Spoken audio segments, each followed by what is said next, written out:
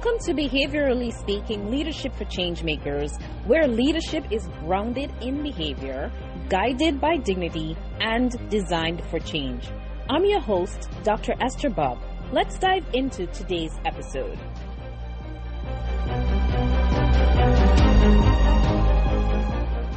Alissa, how are you doing today? Thank you so much for joining the show. I'm good. I'm doing well. I'm so excited to get to chat with you. Wonderful, wonderful. So I'm looking forward to our conversation. You know, we work together, so we have some similar experiences, similar fields. So I'm really excited to learn from you today. The one thing I've been saying, Alissa, is like all of these conversations, though really relaxed and conversational, I've really been learning from them, different perspectives, different thoughts, you know, new ideas out there. So I'm really, really excited for our conversation today. So let's start it off just kind of talking about, you know, influence and leadership, right? So when people hear clinical leadership, so there's leadership, but then there's clinical leadership, right? And then specifically in behavioral health, the first words that might come to mind might be words such as oversight, you know, compliance, you know, things like that. But from your perspective, from your lens, Alissa, how would you define clinical leadership in behavioral health? And so I've heard similar words utilized, and especially in a model where there's so much at stake and financially, there's a lot of things at stake and a lot of input happening at different levels. But for us and our role as board certified behavior analysts in this type of setting, we're utilizing the same methods that we would do in a clinical setting when providing intervention, right? So we're making sure that we're ensuring that leadership looks like ensuring quality and best practices in just a different format. So we're making sure the services that are being provided are medically necessary. And that looks different depending on the state, the policy. But for clinical leadership, again, it's very similar to what we're doing in intervention-wise, and we're utilizing behavioral skills training, you know, with the staff and things like that. So it looks very similar, but yeah.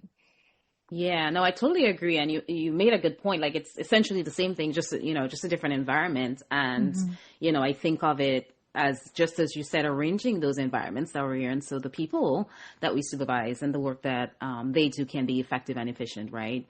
So I'm curious, Alissa, like, what first drew you into leadership roles? And was there a moment that just made you realize, this is where I want to be? This is what I want to do?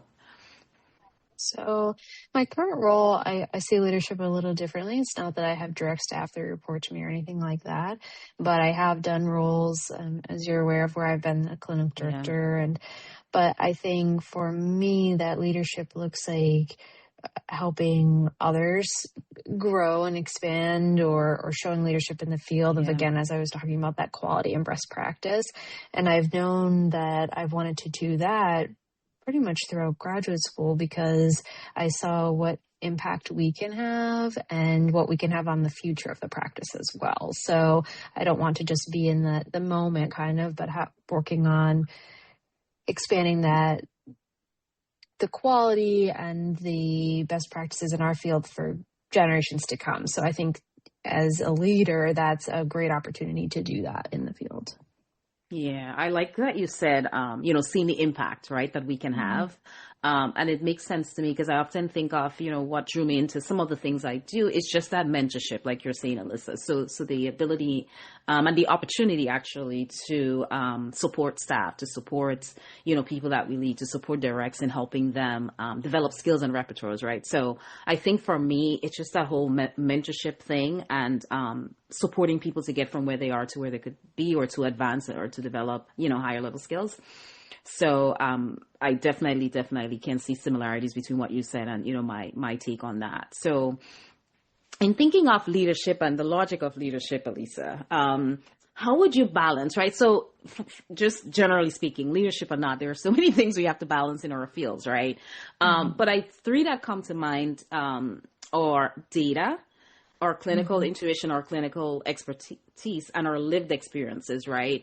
And we have to balance all of those three. And Alissa, it makes me think of Slocum, right, et al. He did a lot of research on evidence-based practice, but think it was 2014, he really had an article published, of course, with others on evidence-based practice in applied behavior analysis. And he talked about, we need 3 criteria. We need the research, but we need our clinical expertise, and then we need to consider, the social context, right? So I think of that too when I ask these questions. And so how do you balance all 3 when making high stakes decisions?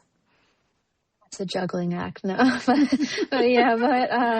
no, I think it really is. So it's a lot of really thoroughly understanding the policies that are in place. For my role in particular, when you're looking at it in a clinical setting, what are the standards that your agency or company goes by? That's your base of, you have to meet that at minimum, right? And then above that, when we're looking at data, obviously is so important, but how we interpret that data is also important. So looking at the contextual variables that are surrounding that data. So data is, we can see what we can see.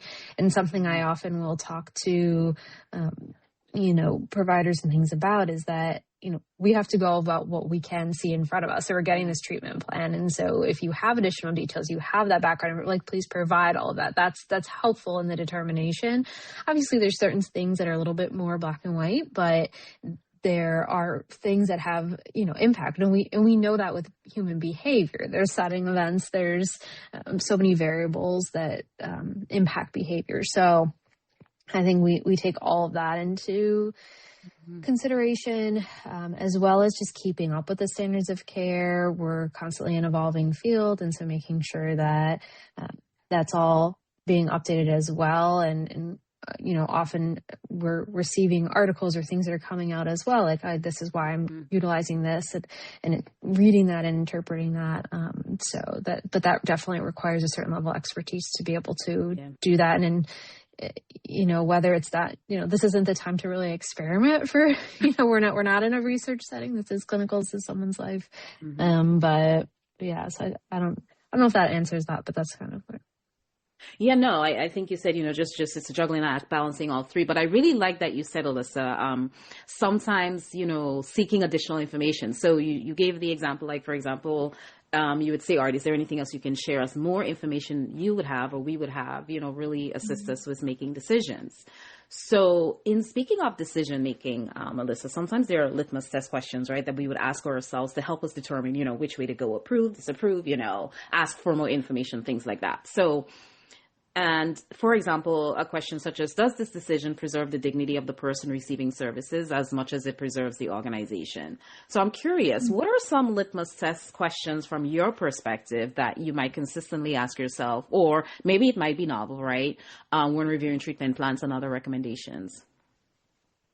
Well, a little similar to that question, but I think different is that we're constantly asking, does this kind of fill in the blank here, like level of care or goal or service truly medically necessary and beneficial to this recipient, or is it fitting the business model of the agency, right?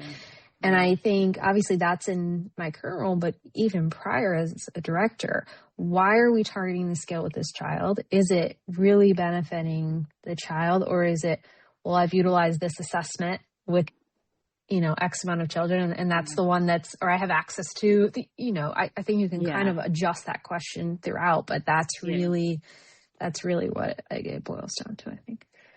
Yeah.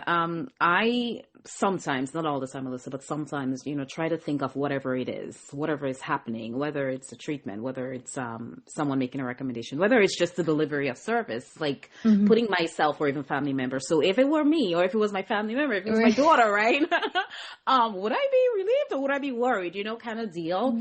So again, not saying that I do that all the time, but sometimes I try to put myself or someone that I love, someone that I know personally in the situation and see what would my response be if this is what was being, recommended, purely as a behavior analyst, but then, or clinician supervisor, but then also as a person, related to that individual. So sometimes that helps me. And you talked about data, Alissa, right? So let's jump on that topic a bit, like leading through the lens of data. What role does data play, Alissa, in your leadership style? And how do you prevent data from overshadowing the human elements of your leadership, right? We're really big on data, but at the same time, we still need to be compassionate, right? And considerate of all factors. Can you talk about that a little bit? So again, in my current role, a lot of it is the paperwork, right, that we're looking into. So we're not meeting these children. Sometimes we're speaking with providers, but so a lot of what we're looking at is the narratives that are put in, the data we're looking at. Sometimes we'll get questions like, what does this data need to look like to get X, Y, Z? And that's not it, right? So what it is that what story is that data telling? And if it's not telling a story of success, why is that so? And kind of the opposite too. If we're seeing data that has like these perfect trends and all of that tells me a different story because it's confusing. How could that be possible in every single graph, every single behavior, and it's a different concern. But I think that we expect human variability. And I've had that conversation where like humans are variable. And so we shouldn't really be seeing these perfect trends in every single graph. If we do that, it's more concerning for a different reason. So I think we're looking at that data, but we're also looking at it in relation to the other information that's presented. Yeah, I totally agree with that. And then it makes me think a little bit when you said looking at the data but other information presented, a lot in special education evaluation. So I'm still preschool, right? So 3 to 5, 6. And so doing evaluations, whether it's the initial eval or the reevaluation, or whether it's just, the 6-month update. Yes, this is the data, but what is the family reporting? What is the preschool reporting? What is the teacher reporting? So, and then also sometimes, all right, we might do this one assessment. The results are conflicting. So let's add another one. But at the same time, just as you said, looking at additional information, and I think of like, taking that quantitative data and pairing it with narrative outcomes. Like what are the parents and the school saying? And oftentimes, we see that our recommendations might be differ, right? Whether the child qualifies or not, that stays the same.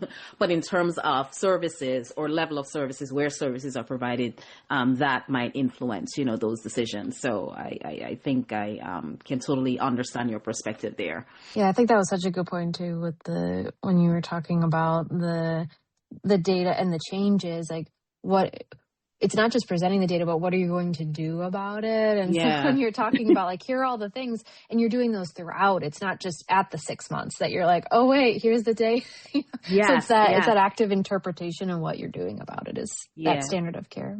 Yeah, absolutely.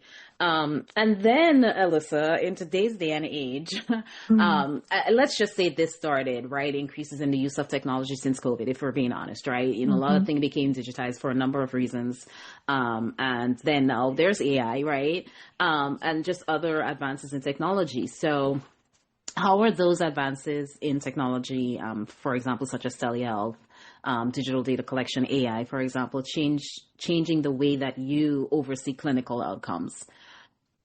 Yeah, so I think for a couple of things, so AI obviously stood out to me as the first one I thought of because we're seeing it utilized a lot in treatment plans. So some people are just like plugging their stuff in and having them write it essentially. And that just makes me so nervous because that lack of individualization. And sometimes I think there could be benefits to effectiveness, efficiency. I do. I think there's some benefits, but I think the use needs to be monitored a little bit. But I mean, there's other things like telehealth. I think that's a great thing because we're allowing access to care. And so again, it's something that can be used and abused though too, right? So instead of getting in there and doing things, I don't think I could have ever like direct care done all of it telehealth wise because I just need to be there and work things out myself. But I also, we just don't have those options. And then the digital data, I think it's interesting because I started in the field when we really didn't have any of the software yet. And so we were doing paper data, but we would take the data and then put it into Excel. And then, so it was like the start of some of the, but I still had to learn how like what does this mean and how do you make a graph and all of that. And I will tell you, there's so many BCBAs now that I'm like they've never done that. And I'll get feedback sometimes, or like there's a strange outlier, and I'll just ask if there's explanation, and they'll say, well, oh, that was the software, we don't know how to fix it. And I'm like, oh, but you could make a graph, but I guess, it's just not, that's not where we are with things. So it's very interesting so I think there's the pros and cons, as there's always is, but yeah. Yeah. I like that point, Alissa. You made me think of, with the supervision, right? BCBA supervision for candidates. We know there are the remote options now, but the board is still very strict on, you might have a remote supervisor, but this person still, there was a recent podcast that they published, the BACB, but this person really needs to be largely involved with the clients, right? It can't just be like, all right, Alissa, you're my supervisee. This is your client, and I have no connection, right? No interaction. I'm not part of the team, anything like that. So they're really stressing that, which kind of speaks to your point of it's a little bit troubling that AI or technology sort of replaces our skills, right? But it made me think of that, because I think exactly what you said is why the board, would have released that recent podcast, like really stressing that, these are the expectations.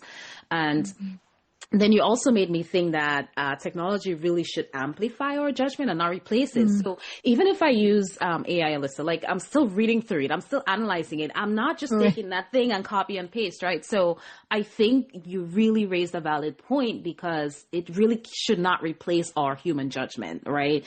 We can use it for the sake of efficiency, but we still have to review, we still have to read, we still have to make sure this aligns with what we would do if we weren't using, AI to help us, create the report or whatever that might be. So you've really raised a valid point there.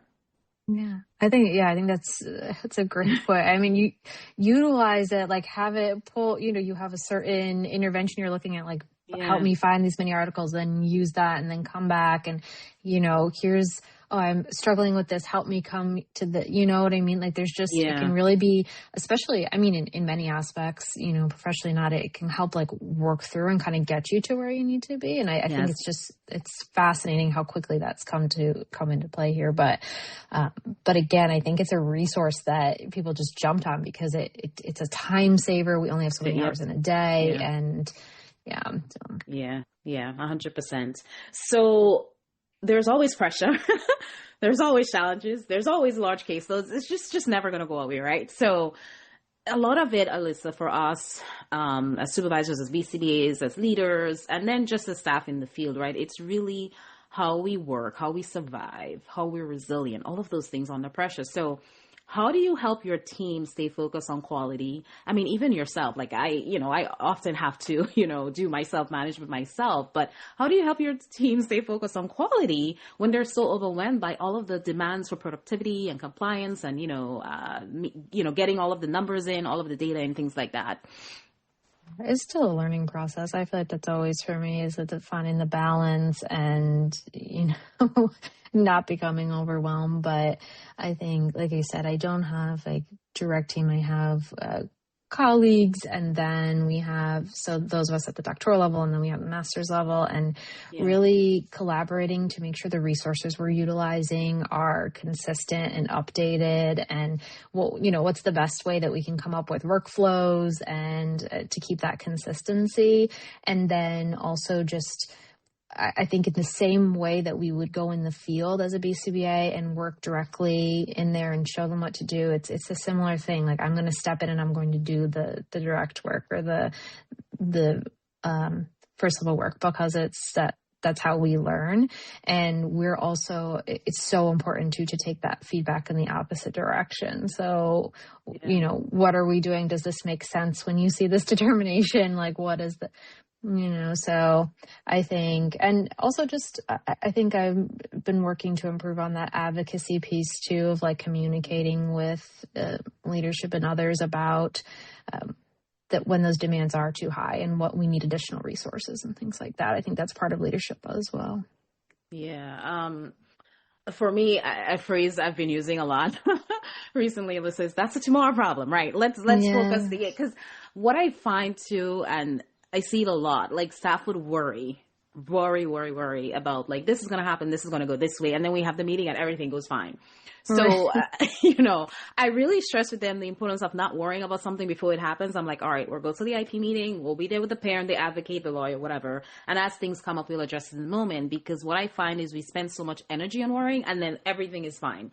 So that's one thing. Then like prioritizing, like, deal with the urgent issues, the issues for now, and everything that could wait, just let it be, right? We're not going to try to do everything. We'll come back tomorrow. The work will still be there, right? So take it in stride. And then the other thing that I really stress, Alissa, is like celebrating like small wins. So thinking of Cotter's 8-step change model, I think it's step 6, but like, and it makes me think to a behavioral momentum, right?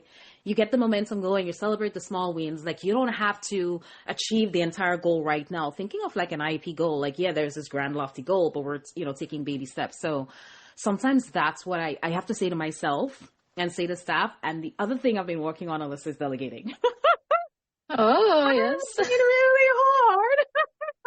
Because like, you have your expectations, you have your standards, But as I'm more into the field and, growing, learning all of those things, I've had to just let go. I've had to just let go, Alissa, and come to terms with delegating, but then also trusting. So from my perspective too, those are some of the things I've been doing just to manage and, manage like my mental health, all those things, right? So like delegating. And then also I think like they build and they learn, right? Because now they're getting the experience. I don't know if you have any thoughts about all of my rambling, but No, I agree. Obviously we all work on, I think that obviously when we worked together, I had so appreciated you as a mentor and how you would teach and delegate in that moment. But I think it's always something we've talked about too, because it's that quoted, we can do it better ourselves or quicker, easier, all of those things. Yeah. But that's the constant. I remember working on goals at that time, for delegation, because that's what it needs to be. But yeah, I think it's always a growing and learning for everybody. And so the best way to do it is to give those opportunities. Yeah, I definitely agree. Yeah. So then, Alissa, what indicators do you personally trust most when evaluating, whether care is truly effective?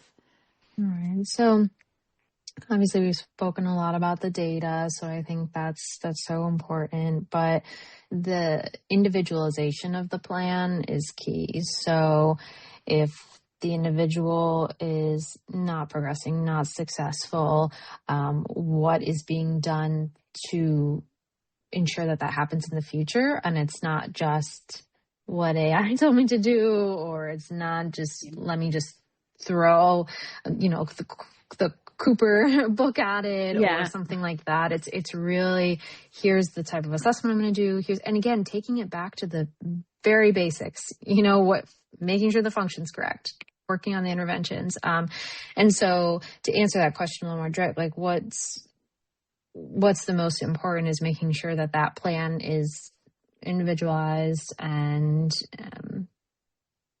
correct for that individual. And then if they are not having success, is this the best situation for them? Whether it's provider, whether it's situation setting. Because again, we've all had a situation where maybe like we weren't the best fit for somebody. And so I think it doesn't mean that the child doesn't need services in some respect, but what's going on, that is this the best case? And should we just keep doing the same thing over and over? We know that is not going to work. So history of behavior. So. Yeah. One idea that comes to mind, Alissa, is really on generalization, right? So there's a student, in one of my classrooms where we're seeing lots of success, right, in the classroom that we recommended as FAPE, but not that success. We're not seeing it in the preschool, right? So if what we were doing, because even in there we write in, we're going to share the skills and strategies with the teachers, the preschool, the parents, right? So whatever we're saying in there is really truly not happening, Alissa. So like in a recent conversation with the team, like that was the question. And so what do we need to do? Because what we're doing is working in this setting, but it's not working in all the settings that we said, right? We'll support the team and the family members, right, with practicing and implementing those strategies that we've recommended. So sometimes I look at, not all the time, but generalization, and it came to mind because it's very recent, it's a case we're dealing with, but is it happening across all environments, across all people, and kind of, you gave the example, like we might be assigned, but we may not be the best fit. And perhaps too, that might be hindering generalization, so that's something that just came to mind because it's pretty recent. And I just remember having a conversation with staff about that. Yeah. And I think generalization is typically a last conversation individuals are having versus a first, because let's get all this done and then we'll worry about that, which that's actually should be at the forefront because that's the goal. That's the end goal. But I think it's just something so easily that's like, just add it to the end of each goal or, and it's very templated. So yeah, I was just having recent conversations as well about generalization and what that looks like. Getting back to that kind of litmus question, if you've got these kids in clinic for 40 hours a week, like what, they're not in that for the rest of their lives. So what's the goal? Yeah. What's their setting? And each setting could look different. That's not that every kid's going to be in a public school or, but what does that look like for that child? And how are we going to get them to that point, or at least as close as possible? So, yeah, totally. So let's talk about the legacy of leadership, the legacy of your leadership, Alissa. What advice, right, would you give to emerging clinical leaders or just emerging behavior analysts? It doesn't really matter, right? People newer to the field, newer to practice, who are about to step into decision-heavy roles for the very first time. Well, what advice would you give them? So I think some key words that have been given to me throughout time, flexibility is a huge one. So no matter how much you plan, things are not going to go your way. And when that does happen, just that recognition of it's continuous learning. So if you fail, you're going to continue to learn and grow from that. But also, this is something I could struggle with sometimes too, is that confidence in myself and my leadership capabilities and the trust that you actually were talking about earlier. So trusting what you're doing, because if you haven't been in that leadership role before or like guiding others, you're always typically looking to someone like, oh, can you give me the answer? And now you're the person that gives the answer. So it's a different role to be in, but having that confidence in making those determinations. Yeah. Yeah, I like that, Alissa. I always encourage people to seek mentorship, right? Because, we've mentioned it, you've mentioned it, I've mentioned it. It really helps. Like even me in my position, Alissa, I'm like, whether it's I'm reaching out to a colleague, whether it's someone like yourself or whether it's a supervisor, like, you know what I mean? I'm always having those conversations because it doesn't matter what level we're at. We need that support. And sometimes, we're second guessing or we need another thought or what would you do, So that for me is something I recommend and I strongly suggest that people, and even if it's not a mentor at work, it doesn't really matter, but someone that you can have those extended conversations with, because we all get in positions where we either question ourselves or it's an ethical dilemma or something like that, and we need some additional guidance. So, yeah. And I like that idea too. It's not always someone, above quote you, right? It's their colleagues and people with differing experience. As you talked about, my school experience is somewhat limited, so it's great to have colleagues like yourself that have more in there, and so we can have those conversations. Or in my current role, we have a lot of situations with like medical complexities and things, so we work with RNs, and it's just great to have all of those resources. So I definitely agree. Yeah. So to close out our conversation, Alissa, what is one Monday morning moment takeaway that you would offer to our listeners about a leadership decision making change they can implement as of tomorrow? So I'm thinking about this one. Someone told me, I believe this was when I was teaching like a graduate assistantship in grad school. And it was actually a rule for the students, but I've taken it for myself as well. So we would put it in the syllabus that when you got a paper back, you would wait 24 hours to send the feedback, to the instructor, like the questions and the anger that you have about the grade or something, right? So I've taken that myself, is that if you're going to have feedback or you want to give something larger, obviously something quick needs to be said, but if it's something that you're really feeling kind of passionate or something about before you send that email, you can type it out, but wait again, maybe not full 24 hours, but waiting that time to really question or schedule that meeting or do, because sometimes when you come back to it, it's not always as either high priority or as big, right, as we originally thought. Yeah. So I think I definitely utilize that in making decisions as well as giving that feedback. Yeah, I like that, Alissa. I mean, you saw me smiling the whole time. It's so true. Like, I'm thinking of situations where I'm like, ooh, Esther, just pause, take a deep breath, whatever. And pausing, but you're 100% right, Alissa, because then the emotions subside and then you can think logically, right? But then what I also find that happens too, and I'm laughing because, it's just so applicable, is then the person on the other end too, you also find that they have, reflected exactly what you're saying, right? So the situation is just not as intense, but that your response just has me cracking up because it is so true.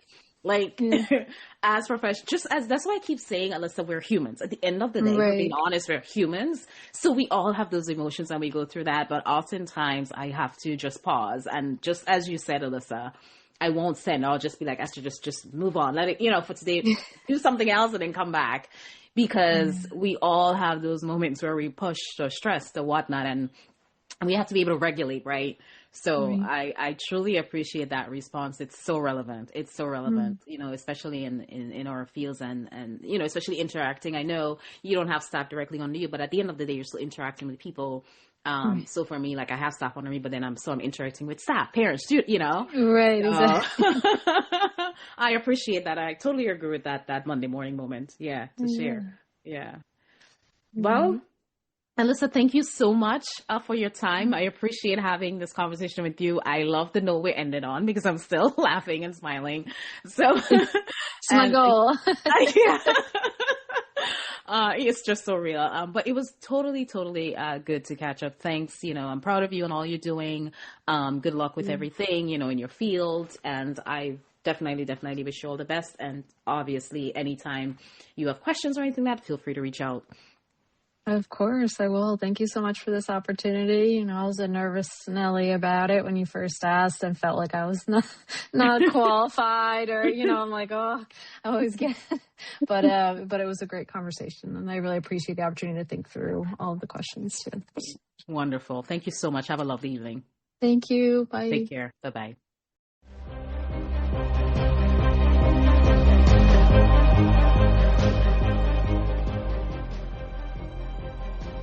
Thank you for listening to Behaviorally Speaking Leadership for Changemakers. Be sure to visit esthercbubbabaservices.com/blog for today's companion blog and additional leadership resources.